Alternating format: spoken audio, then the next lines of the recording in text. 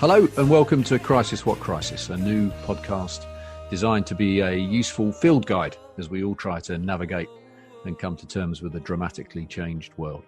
Whether it's personal, professional or both, crisis is without doubt the new shared experience.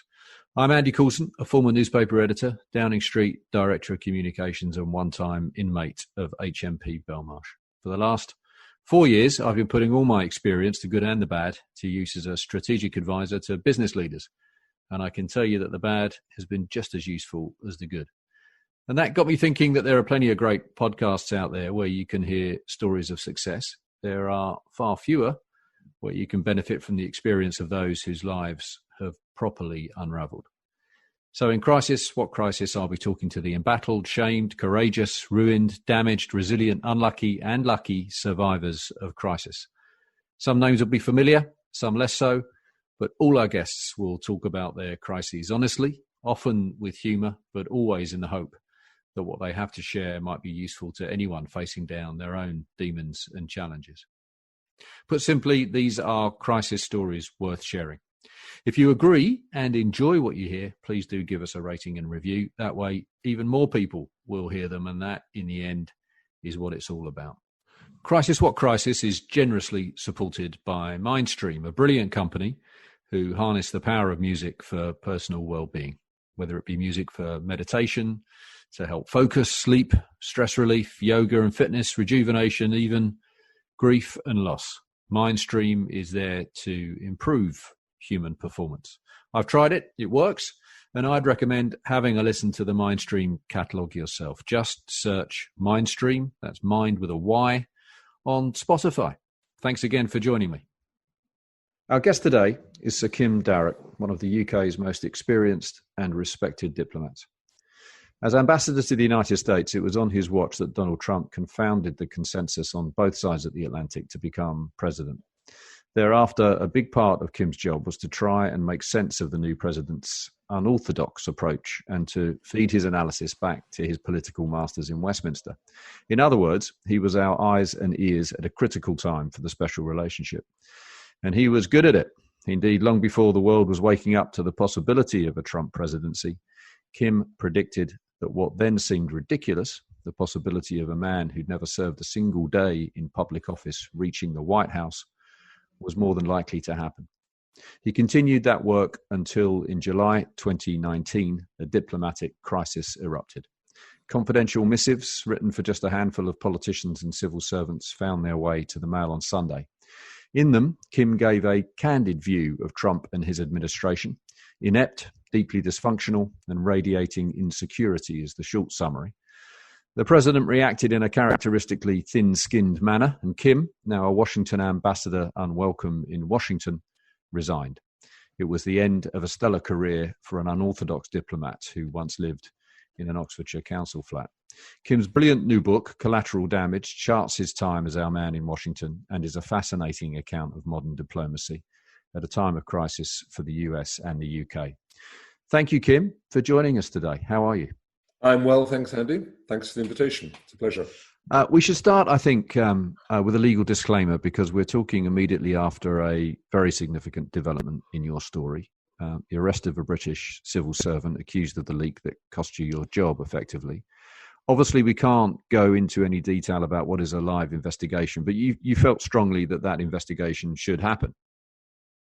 Andy, what happened to me, the leak and its repercussions leading to my resignation, sent shockwaves through the system, through the Foreign Office, and I believe has had a chilling effect on what senior diplomats put into their reporting, because people see what happened to me. And life will and does move on, but it is crucial for, I think, for the UK and for the government that diplomats feel free to report frankly and clearly about what is going on in the countries where they are assigned.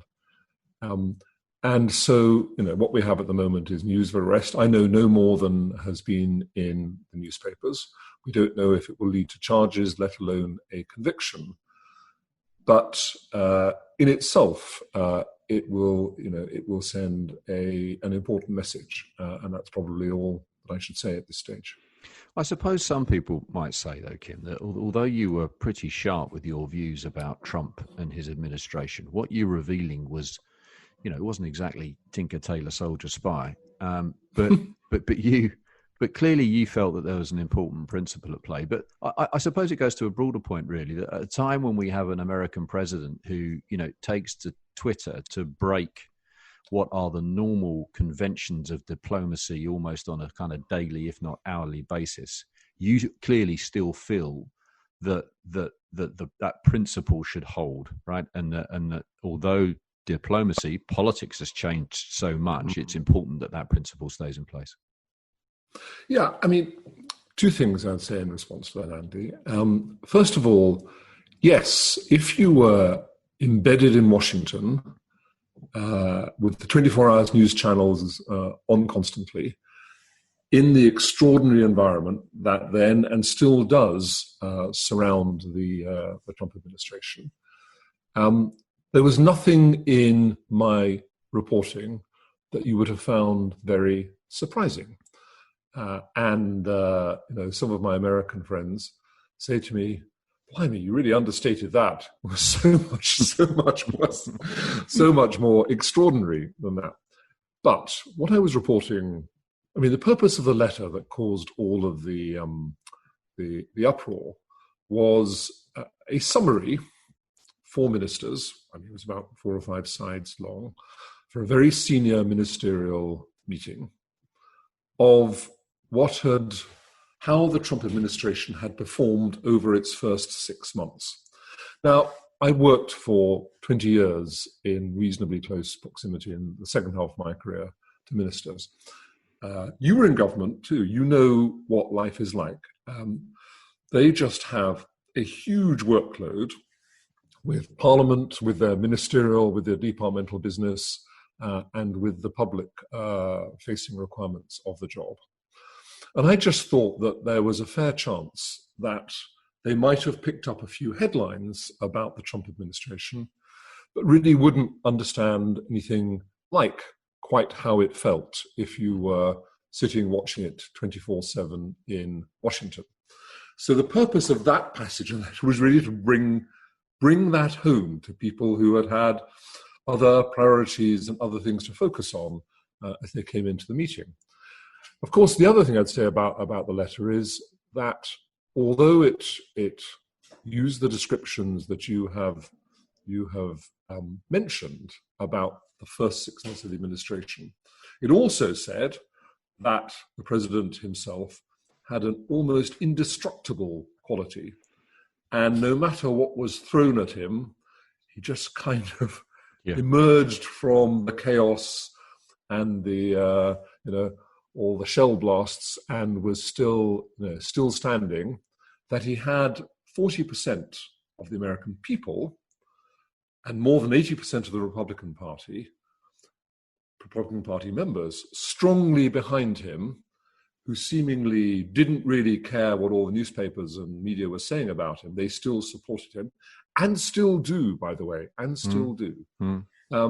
So even if the first 6 months seem to have gone pretty mixed record at best, but you might say pretty badly, I said in the letter explicitly, do not rule out this guy getting re-elected. These are extraordinary times. So that was why I wrote as I did. On the second part of your question, look, I would just say, if we're sent abroad in part to influence the countries to which we are assigned, the governments of the countries to which we are assigned, and partly to tell our own government, about what is going on that you won't necessarily read in the foreign news coverage of the British newspapers, or even in terms of very confidential letters like the one I sent, in the much wider circulation cables that we send, the telegrams, the diptails. And honestly, and if we have to write that in some sort of code, because you can't trust your colleagues back in London to treat these reports with the appropriate levels of discretion, then we're kind of lost. And, you know, we'll just get to a place where we only ever report things by telephone. And even then we sort of speak in code. Yeah. And, you know, people who need to make decisions in London about international issues and international crises will do so on the basis of woefully inadequate information. So I think it's important, even in this day and age, with 24-hour news media, that we do the job that I was doing. Very good. We'll get into that, and obviously the events themselves in a bit more detail shortly. But do you mind if we go to the beginning of your story, Kim? Because people who listen to this podcast will know that I'm always interested in the roots of someone's crisis, someone's resilience. You know, why and how are they able to cope when crisis comes along? And your background is an unusual one for a diplomat. You were born in County Durham. Your grandfather was a miner. Your first 6 years were spent in Nairobi, where your dad was a teacher. Your parents split up during that time. And Kim, you never saw your mother again, did you? No, I didn't. I mean, that kind of experience at such a young age can impact someone's character, obviously can impact their life. Clearly for you, though, it created a resilience. Is that fair? Is that how you see it? Well, do you know, I don't go in for deep sort of self-analysis. So I don't know really what effect that early family history had on me. But I was always conscious that, you know, there weren't any big sort of advantages, you know, to which I had been born in life, and that I'd have to make my own way. And you know, I had no sense, I guess, of any entitlement. So that also makes you think, well, you're on your own here, and it's up to you. And my father was away a lot during the week because he was initially teaching in another part of the country. So it was actually my grandmother who brought up my brother and me in this little village school. She was a village schoolmistress in a little village, no more than a few hundred inhabitants at that, in in the middle of Berkshire, very isolated place. So I guess you get used to looking after yourself there. Whether that breeds resilience for everyone, I don't know. But you know, I'm used to life not going all my way. Let me put it like that. Yeah. You say in the book that had you stayed with your mother, you don't think you would have gone into the Foreign Office. So you describe it. You use that kind of sliding doors analogy, don't you? Yeah, yeah. I mean, we all go through, and when you look back on it, we all of us have them, these moments when what seem like small decisions or small moments, sometimes of chance, actually change the course of your life. Now, whether I stayed with my father or my mother when they split up is obviously not a small thing, it's quite a big thing. Yeah. But had I stayed with my mother, we would have stayed in Kenya, where she stayed. And I can't see how I would have ended up in the Foreign Office then. I might have still gone to university. Whether I've gone to British University or not, I don't know. I have no idea what I would have ended up doing. I find it hard to imagine, after doing more than 40 years in the Foreign Service, hard to imagine myself doing anything else. But all of those chance factors, including my then girlfriend, later to be my wife, still is, planted. It was she who planted the idea of going to the Foreign Service with me. And if I stayed in Kenya, we would never have met. So there's a lot of chance in my life and in everyone's, I think. Yes, you touched on it, Kim, modestly, but there were no silver spoons in your background. You won a scholarship to Abingdon, one of the last of the direct grant generation. That's right. Yes. Walking to school every day from as we touched on, the nearby council flat where you lived for a while with your grandmother and your brother. But you were by no means a star pupil. Disruptive, I think, is the word that you use in the book, which you attribute to a lifelong resistance to authority. Not exactly the usual backstory of a top diplomat, is it? I guess that's right. Although you find a lot of very different people in the Foreign Office, and it's had some pretty extraordinary characters, especially back in the Foreign Office. The senior people in the Foreign Office that I joined, I mean, they seemed like colossal figures to someone newly in, but there were some real characters there, I can tell you.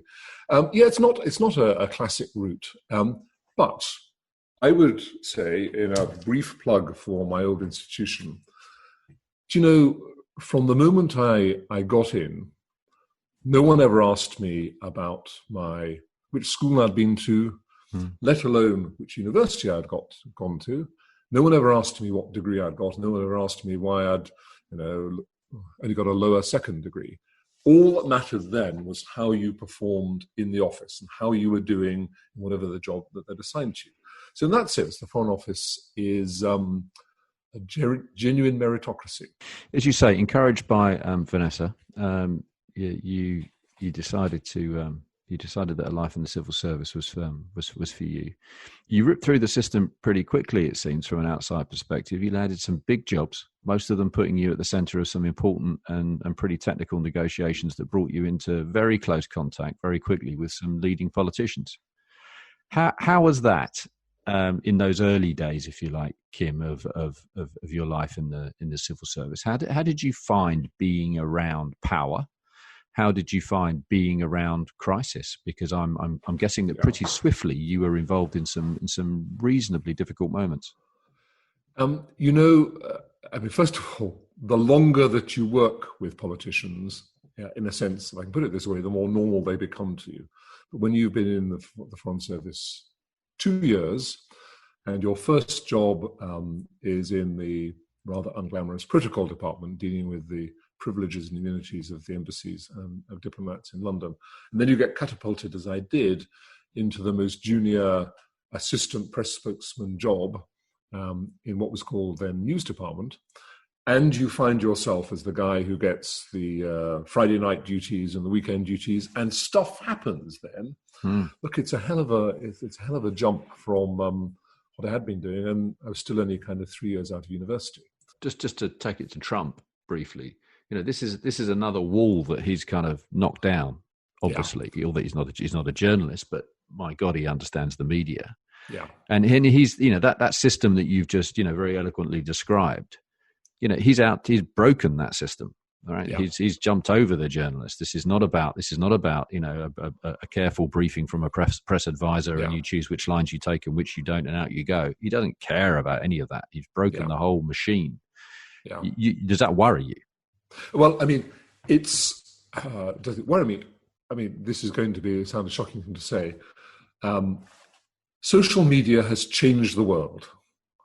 It just has, in lots of ways, and one of them is the way in which politicians can do exactly what you've described, which is to basically jump over the mainstream media, the established media, and talk direct to their base. No one has ever done it like Donald Trump. And that's just, I think, a fact. And I think in future, there will be lots of people who try to do it like him.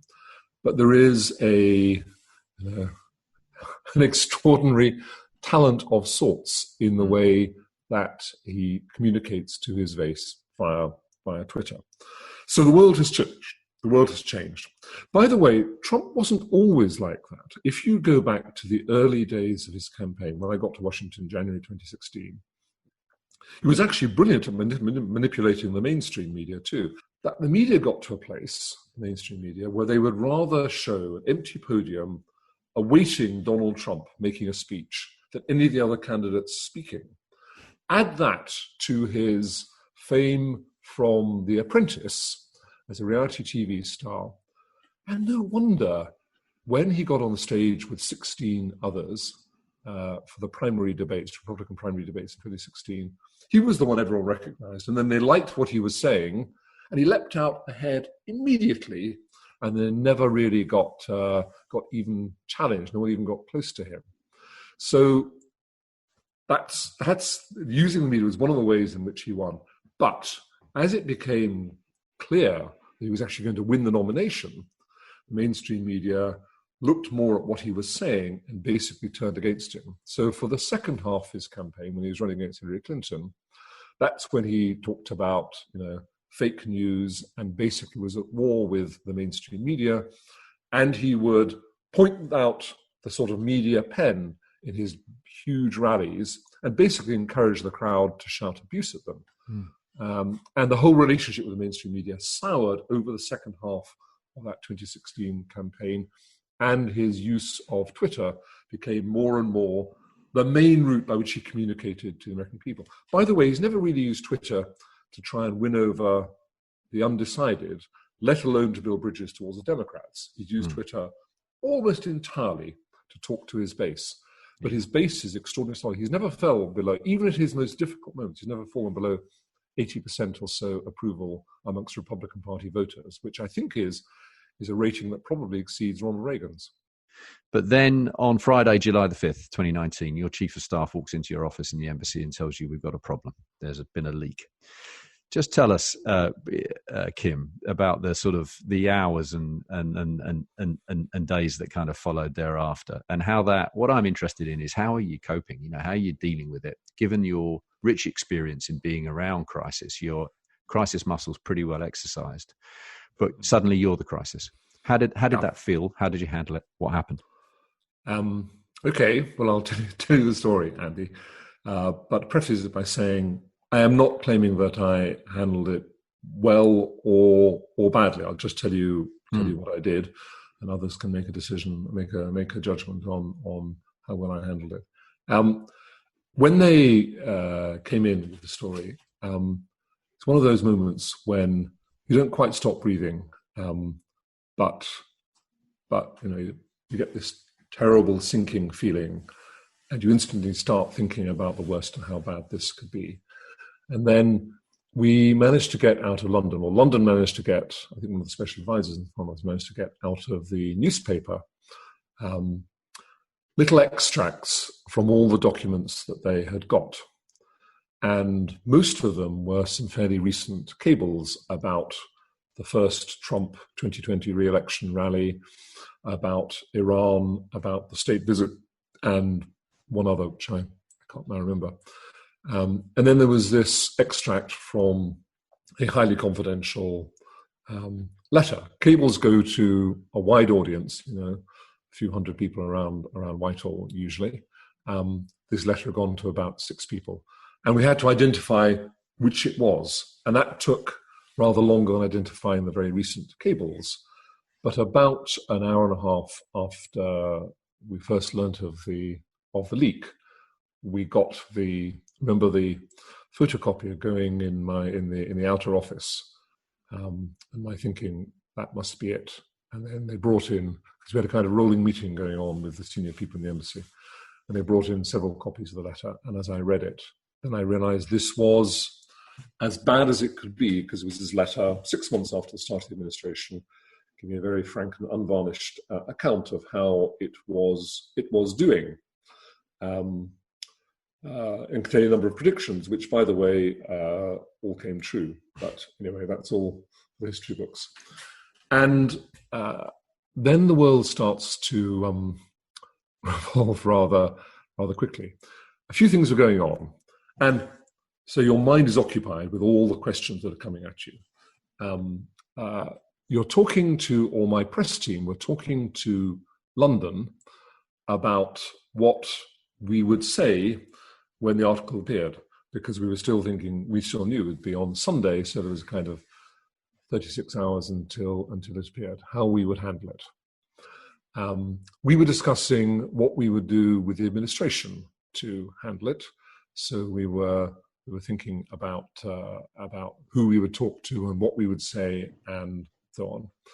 And there was other stuff going on about whether any of us had any idea. I mean, we were checking up on the distribution of it and telling London, well, it only went to about 6 people, so I don't know how this could have leaked and this kind of thing. So the first few hours are taken up with this kind of preemptive work to try and minimize the consequences of the story when it broke. And your mind is filled with that when that's happening. And then you just basically, and this is when it gets quite difficult, because you have this continuing feeling of dread in the pit of your stomach about how it was going to be. And but you were able. Sorry, Kim, to interrupt you. But you were able to park the dread. You were able to kind of put aside the kind of personal feelings and see it from the outside looking in. And while there was stuff to do, Andy, and there was a lot of stuff to do in those first few hours. And then there's the normal work of the embassy going on as well. So there's people coming in with stuff to clear, with questions to ask, or will you do this or this or this, and so on. So the day is still full. And it's not until the evening comes around that you start to think about what might happen in more depths. And Vanessa had gone back a few days earlier to London. She wasn't staying in London, she was staying elsewhere in the country, but to see her mother, who's 96. So actually, she was going back that day. So I took her to the airport and warned her that there was a story on its way, while downplaying its likely impact, because she didn't want her then to share my feeling of dread for the next 24, 48 hours. And then I went out for something to eat with some of the senior people in the embassy, and we talked more about what was going on, and then managed, I'm glad I did, because I didn't get much sleep for the next 24, 48 hours, managed to get some sleep. And then the next day, the Saturday, people came around to clear press lines to tell you what was going to be said when the story broke. Remember, we're 5 hours behind in Washington, so by the time I got up, it was already early afternoon in the UK, and it was waiting for the story to drop. Because nowadays, of course, it all appears on the websites before it actually appears in paper. Being old-fashioned, having been a former press spokesman, because as well as doing the junior press spokesman job, I was the foreign office press spokesman in the late 90s. I used to go with the then Foreign Secretary, Robin Cook, do the Sunday morning shows. And you wanted to see what was in the newspapers before he appeared on it was David Frost in those days.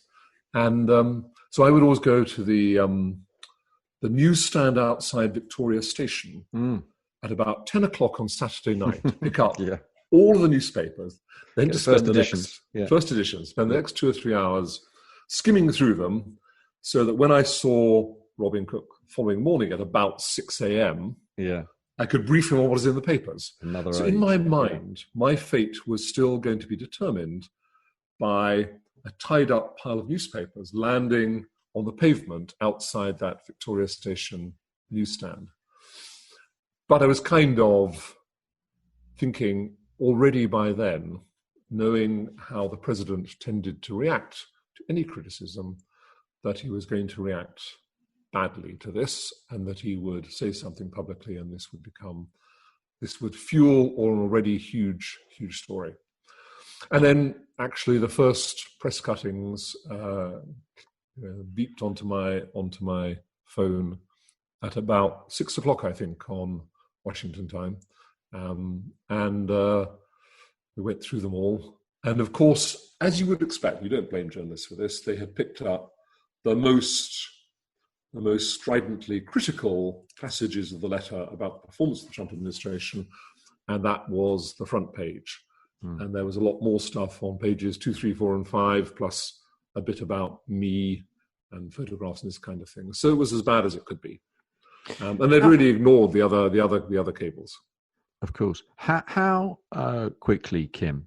Because what you described there is the sort of scene of a crisis in in your case in an embassy, but it's exactly the same in Number 10, as you also know, that there's a crisis, there's a proper problem, but life goes on, business continues around you, and you're trying to make sense of it, and you're trying to get ahead of it, obviously, and trying to get to the end point. And how quickly did you kind of conclude that with all this different stuff going on, yes, you're trying to find out who the leak is. Yes, you're trying to find out the exact content. But in the end, your future will be determined by the reaction of a president who is, famously thin-skinned, but who also, is not afraid of breaking usual protocol around, because this is not the first leaked memo from an embassy by any means. But that this is a man who's not afraid to kind of chuck the rule book out the window. How quickly did you get to that point and realize it's just really going to be dependent on what he says?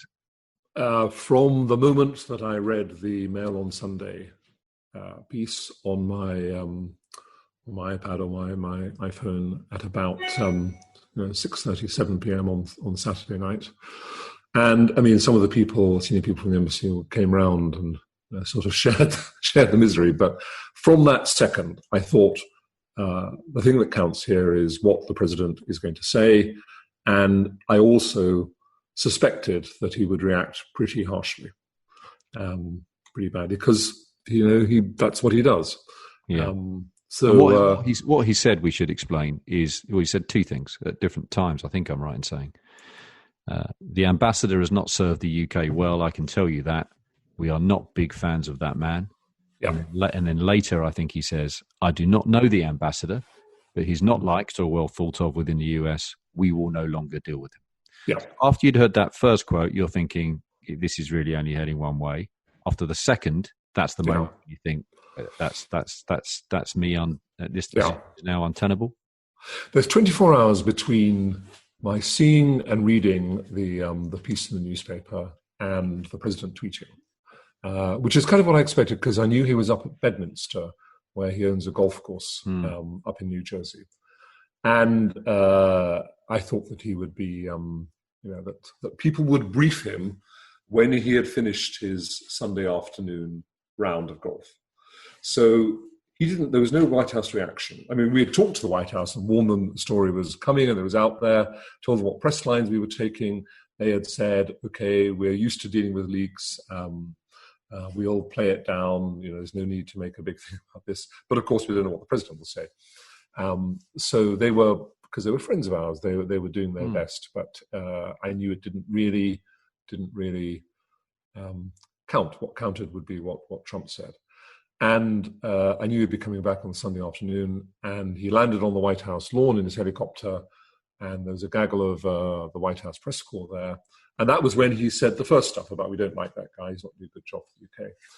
And I thought at that moment that was pretty bad, and, perhaps not survivable. But if it had stuck at that, maybe I could have, in theory, I think maybe I could have clung on, but it would have been clinging on. So I was already thinking about my position, as it were. And then the following day, he tweeted, we're no longer going to deal with him. And I was due to go to a dinner which the president might have attended, wasn't clear whether he was going to attend, he might have done, for the Emir of Qatar that evening, hosted by the Treasury Secretary. And I was disinvited from that. And Liam Fox, the then Secretary of State for Trade, was arriving. And I was going with him on calls in the White House and on Wilbur Ross, who was the counterpart for Liam Fox. And Wilbur Ross suddenly phoned to say that he was mysteriously unavailable for a meeting, but could talk to Liam Fox on the telephone, which is all very mysterious. So you were getting the lie of the land. The drawbridge was being pulled up. Exactly. So really from the moment of the president's White House lawn comments, I was starting to wonder if my time was up. And then the tweet that said we won't deal with him and the evidence that they meant it kind of confirmed it in my mind. Yeah. And then just to sharpen things further, someone I call a friend, but a senior political editor from one of the British daily newspapers phoned me up and he said, we're wondering if you're going to resign. And I sort of said, I was only doing my job, why should I? But he absolutely pinpointed in the way good journalists do exactly what I was thinking at the time. And over the course of the Monday, I was thinking it is, maybe I should go. And then there was stuff going on in London. So, just what it's like. The hubbub around me actually intensified in the course of the Monday. London was back at work. There was an emergency question in the House of Commons put down, I think, by Tom Tugendhat, the chairman of the Foreign Affairs Committee, which Alan Duncan, who's then Minister of State, was answering. And there was just a lot going on. So, you're reading how the American press are playing it. You're reading how the British press are playing it. You're getting reports of this House of Commons debate. You're getting people from London phoning you, well-intentioned, saying, how are you? How is it all? And I'm feeling kind of out-of-body experience, like I'm at the table with the team around me, firing all this stuff at me. It's really hard to concentrate on any single piece of information because there is so much coming in. You know this, Andy, you've been in crises. Everyone suddenly thinks what they are learning might be crucial to what decisions you are taking, and therefore everyone was firing, reporting in at the same time. And I've been in lots of foreign policy crises where one of the real difficulties, you just get overwhelmed by incoming information at the moment where you want to sit back and try and take some clear decisions. Go back to basics. Exactly. Go back to basics. And one of the basic elements here, Kim, is how do you find the room to think about, not to get too sort of soft about it, but in the end, a decision to resign is value led. It is about your values and how you see yourself and your role and what is important to you. And you are clearly, a man who's devoted the large part of his life to public service. You're clearly a passionate patriot. And where do you find the room in amongst all that incoming to be able to have a conversation with yourself, if you like, that says, actually, who am I? What am I about? What do I think I should do in these circumstances? It sort of came, it built up as a sort of thought process, but as I say, never a coherent thought process, because it's getting interrupted so much by people saying, you need to know this, you need to know this, you need to know this. So with hindsight, Andy, maybe I should have, if I'd been thinking really clearly, if I had one piece of self-criticism, I would have announced my resignation on the Monday, not waited until the Tuesday Washington time. But there was just too much going on and too many phone calls to handle and pieces of well-meant advice or support coming in from people and reports of this parliamentary debate and whatever, to be able to sit back and think, take half an hour, and just think it through. But over the course of Monday night and into Tuesday, especially through a largely sleepless night, I did get a chance to think things through, and my views started to crystallize. And the main thing about it was, look, you couldn't do the job. What's the job of the British ambassador? Part of it is saying what's going on in the country, and part of it is trying to influence it in what's happening on issues that matter to Britain in the direction of British objectives and British interests. And it's no good just reporting what's in the newspapers. You have to get insights from your comments that are not available, you hope, to excellent though they are, to members of the media. And you have to be able to get people to listen to you, and you hope to get persuaded or influenced by what you're telling them about what the British government hopes will happen. And for that, you need really strong relationships at the very top of government, and amongst the key people in all the various ministries. And you just think to yourself, when they're saying we're not going to deal with him anymore, and people pulling out of meetings, maybe it would fade away, go back to something like normal in about a month or two. Maybe not, because the president is not known to sort of forget his grudges overnight. And anyway, even if it did fade away and you managed to get access again, would people tell you anything? Or would they think, is this going to be going another report saying we're a rubbish administration, we don't know what we're doing? So the more I thought about it over the course of Monday night and through Tuesday morning, the more I thought there is really you can't do the job. You can cling on, and it will be embarrassing and a bit humiliating, and there'll be endless speculation back in London about whether you're about to go or about to be fired or whatever, particularly with the leadership election going on in the UK and a new British Prime Minister coming in. And meanwhile, all of those insights that you thought you were offering, that you believed was the job, wouldn't be available to you. So, and this is where I go back to my first 2 years in the Foreign Office, and then my time as press spokesman for Robin Cook. And the conclusion you reach kind of inexorably, especially if you get there quicker, if you've had the experience I had, was if you're going to go, get out ahead of the story and surprise people a bit by announcing you're going. Don't cling on and then make it look as if you're pushed. Yeah. Just make a clean break of it. Mm-hmm. Just go. I was anyway in the last 6 months of my posting. So it wasn't like, I was cutting off my career in its prime. Just get out of it. And you think about the toll on your family of being on the front pages of the newspapers 3 days running, 4 days running. And you think, I don't need this anymore. Yeah.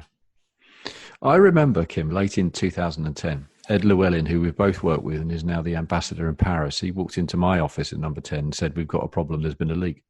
And it was the WikiLeaks from the US embassy. I don't know if you remember. And Ed and I went off to see the very embarrassed US ambassador, Louis Sussman, who wanted to pre-warn us of the content of these leaks. And I can tell you that what was being said about David Cameron and George Osborne, for that matter, was less than flattering, to put it mildly. And we were all, in fact, as a government, we're all being characterized as paranoid and needy, which was pretty bloody rude apart from anything else.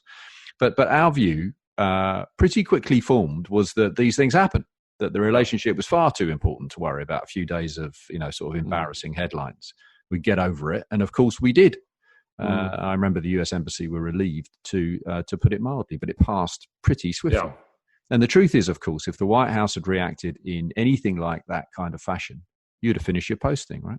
Yeah, that's absolutely right, Andy. And I occasionally use the WikiLeaks example because what American embassies had said about DC and George Osborne, I mean, they were saying about governments all over the world. There was a great fat set of leaks in that package, and they were pretty much rude about everyone. Everywhere. And by the way, I mean, I can't claim I've seen the text, but I know there has been some pretty sharp reporting out of the US Embassy in London. Well, one would imagine. For example, Theresa May's handling of Brexit. Would imagine. Yeah. You'd imagine. So, yeah. Now, one of my distinguished predecessors, one of my best friends, I won't name him, but he wrote some less than completely flattering things about Obama as a candidate, not Obama as president, as a candidate, which leaked and were in the front page of a Sunday newspaper. And the Obama team said absolutely nothing about it. Didn't say anything. So you're right. It could have worked out differently. And, that's the difference between the style of those two presidents. But I probably could, in those circumstances, finish my posting. Yeah. So you don't regret the resignation. You're look, rearview mirror, very dangerous. But actually, you'd rather wish you'd done it swifter, a bit quicker. Yeah, I wish I'd done it 24 hours earlier. Yeah. Boris Johnson didn't help either, did he?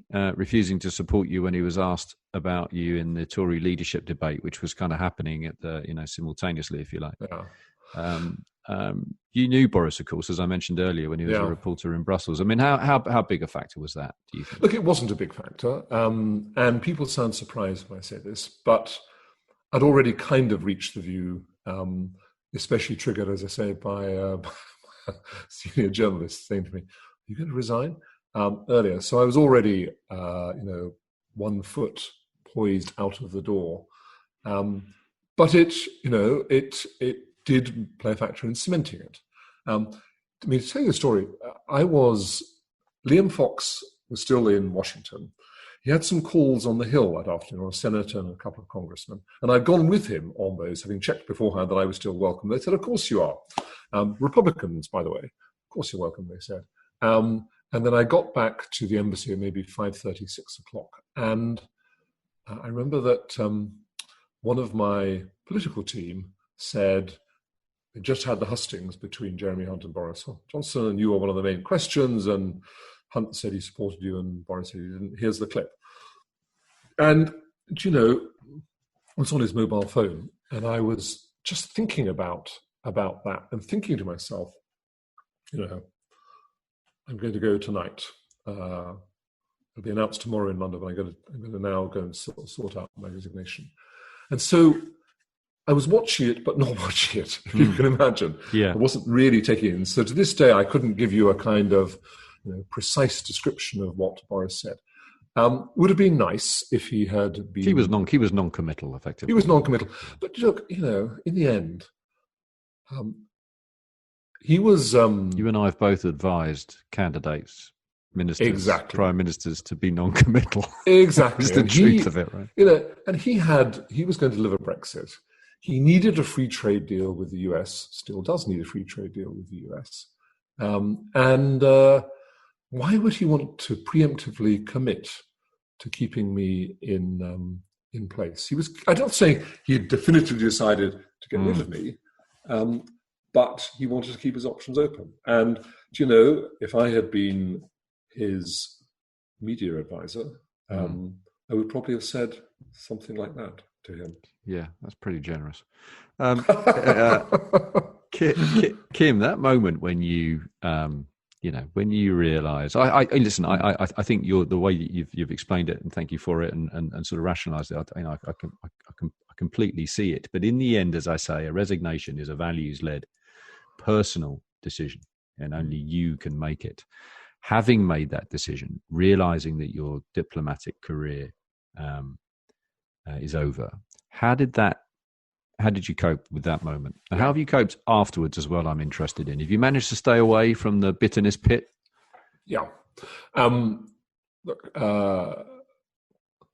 do you know when I made the phone call to the Foreign Affairs Secretary, and he didn't try and argue me out of it, and said he would arrange for the statement and all the rest of it. The initial feeling. I talked to Vanessa before doing it, so she was on board. And in fact, told me she had thought from the first moment when the news broke that this is the way it would end up. So that said, she'd got there before I had. But initially, it's a kind of feeling of relief and a very strong feeling that I had done the right thing, for the government, for the UK, and for myself. And I went out for a meal again with some friends from the embassy. I think we did Mexican that night, or maybe it was anyway. And then I didn't start to really have a chance to think it all through until it all gone, and it was sort of midnight. And I knew the statement was being made because they're 5 hours ahead. The statement would be made quite early in the morning. It'd be sort of 7 o'clock, or maybe 6 a.m. it was going to be released. So the question was, I getting any sleep before then? But, the clock was ticking, the decision has been taken. And that was when I started to think about how all of this felt. And yeah, there are moments when you think, 42 years of public service, and this is the way it ends. You think about, how it will look to all your friends back in the UK. You will think about whether this is in fact the moment that will sum up your career, whether everything else is just a footnote to this one story. And you think about who did it to you and why they did it. And to this day, I am fascinated by the motivation of whoever did the leak. So there are moments when you fascinated, Kim, or are you also angry? Do you know the anger? I think I was very angry then. It's a long time ago now, 15 months. So it is just more. Of course, I still feel 15 months is not very long when you put it in the context of such a long career. Yeah, Yeah, of course, I still get bursts of anger, but it's done, and there's no point in spending the next period of your life feeling bitter about what has happened. There just isn't. So you have to move on. And I have to say that writing the book was, although the book begins and ends with this episode, but it was a cathartic experience in terms of trying to think about, and then write about what lay behind the election of Donald Trump, what lay behind Brexit. I mean, it was the first moment for 40 years when I had time to really sit back and think and try and coalesce those thoughts into a sort of coherent piece of prose. The other thing is, of course, that being surrounded by your family makes a huge difference. Yeah, of course. Well, it's a great read. How quickly does life change for an ambassador who has resigned? I mean, how quickly, and how did you adjust to the kind of, because life is so frenetic. Your book describes very well what life is like as an ambassador, particularly in Washington. It is non-stop, constant activity. Suddenly, that all stops. And you're looking at the news in a different way. You're looking at everything in a different way. How was that? I thought I would miss all of that much more than I did. I missed it astonishingly little, really. And I realized that 42 years was probably a couple of years too many, and that I had done enough of that for one lifetime. And there are things you can go back to doing, reading and walking and sailing, and things that you didn't have time for before. So actually,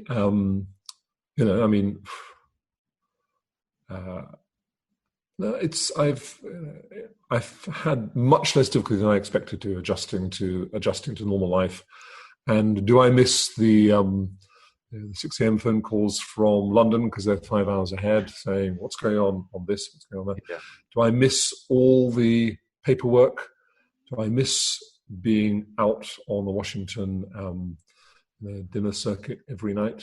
Do I miss the transatlantic travel? I don't.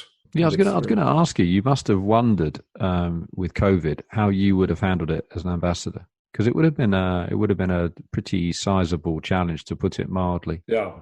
Well, I've heard about how they are coping with it, and of course they're coping with it in Washington, but it's very difficult and very strange. And when the pandemic broke and the lockdown happened, my main feeling again was massive relief. I didn't have to handle it. What do you think of Trump's handling of it? It's more of his playing to his base, and more of Biden is clearly the favorite, judging by all the opinion polls. If Trump loses on the 3rd of November, then he will have lost because he didn't use his presidency to reach out to the undecided and to build bridges to the Democrats, and he just relied on his base, and he's lost 2 sectors of his base, or some from 2 sectors of his base: seniors and suburban women, and that he will have lost because of his failure to try and be president of all Americans, I think, and his handling of COVID, where he's put so much emphasis on the economy, which was his trump card coming into the election. And nothing like enough empathy for the 215,000 now, is it, American families who have lost people to the pandemic. But important point here, Andy. History may try to say that Trump would have won if he loses in 2020, that he would have won had it not been for COVID-19.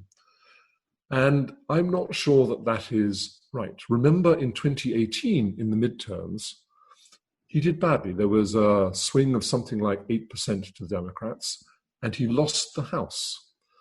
And he might have been in trouble in the Senate had it not been that all the seats under the American system, all the seats up in 2018, 90% of them were Democrat seats.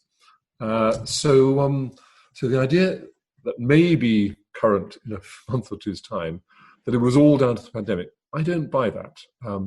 I think Biden might have had a chance, whatever.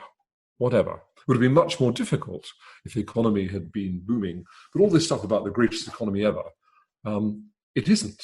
I mean, the economy was strong before COVID, but it's usually quite strong. The American economy just is. It's tremendously dynamic. And there are many points in recent American history where growth rates have been higher than they were under Trump, and when more manufacturing jobs have been created, and when unemployment was lower. So it would have been a close election, even if COVID hadn't happened. I'm going to advise you, if I may, Kim, to not be non-committal. Give us a view. Then you think that obviously it's a fascinating election, but if you're a betting man, where would you put your money? If you held a gun to my head and said, "Go and bet this £100," I would bet on Biden. And if you said, "Go on, take a bigger risk," I would bet on Biden and the Democrats retaking the Senate. Right. But there's nothing dramatic in that, by the way, Andy, because I mean, the American people who put all the polls together and create the odds, the polls of polls, are saying 85% chance of Biden victory and 65% chance now of the Democrats retaking the Senate. Yeah. All that said, you keep reading stuff about how polls are a good guide in normal elections, but this is nothing like a normal election, with a higher percentage of postal votes than ever before, and with literally battalions of lawyers, both Democrat and Republican side, lined up in each swing state to contest the result if there is any scope to do so. Yes. So this can get very, very messy. You're in the Lords, of course, Kim, but one imagines there's another big role for you. Has this experience made you allergic to public life, or not? I'm not sure that there is, but I'm open-minded. I'm open-minded on everything, Andy. Very good. But I don't expect any offers. Well, we'll see. Kim, thank you so much for your time. We end our podcast always by asking the guests for their 3 crisis cures. So these are 3 things that kind of help you through, tough times. Could you give us your crisis cures, please? Well, whether they're cures or not, they're things that they all focus on the same thing, Andy, which is getting away from the crisis and all the stuff that goes on around you and occupies all your thoughts and stops you thinking clearly and stops you not thinking about it. So there are 3 things that I do. The first is, and Vanessa and I have been doing this pretty much daily since I got back to the UK, and it's one of the things that really, really works for us, is you just need to go outside for a half an hour, an hour's walk, preferably somewhere which is nice surroundings, and just get away from it and just have time to think and talk and try and get yourself grounded in a different reality. Stay away from the phone during that walk, presumably. Oh, completely. Switch the phone off. I don't even take it with me. Yeah. Just get away from the phone. Because there is nothing that is going to happen that can't be dealt with in an hour or half an hour, an hour later. Second thing is you need to, and this is all about taking your mind off it and getting and escaping. The 2 other things I do are that, number one, I read a lot, and a lot of people in public service just tend to read biographies, autobiographies, histories, whatever. I read a lot of fiction, and fiction takes me away from what is happening around me in the real world and gives me an escape. What are you reading right now? Well, it's funny you should ask that. There is a trilogy. I like science fiction. I always liked science fiction. J.G. Ballard is my favorite writer of all time. There's a fiction called The Three Body Problem, which is by a Chinese writer called Cixin Liu. I think that's how you pronounce it. And it's become a phenomenon. It's a huge bestseller. It's been translated from the original Chinese into English. It's won huge number of awards. Barack Obama is a huge fan. So when you read the back cover, the first thing it says is Barack Obama says, extraordinary work. And then there's lots more in that vein. It's a work of the most stunning imagination, which conjures up images that just transfix you. Third one is, and I've just gone there really, I've been a film buff all of my life really. And my daughter is 2, and over the last 40 years, I haven't seen nearly enough films. I mean, I try and get to the best films coming out every year, but there's huge gaps in it. And of course, nowadays with Netflix and HBO and Sky and all of those things, you can just go online and download them and catch up. So that's the other way I get away from reality. A particular film or a particular genre director that you go to, particularly that's kind of, in the context of crisis? In the context of crisis. In the same way as you go to fiction. Yeah. You go to a particular type of film. I love the films of the 70s. The great American directors of that period, Francis Ford Coppola and others. Bob Rafelson. My favorite film of all time is 5 Easy Pieces, which is a sort of road trip film starring Jack Nicholson. But Easy Rider and all those films are wonderful. Fabulous.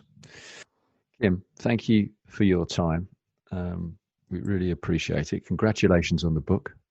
Thank you. And it's been wonderful to talk to you.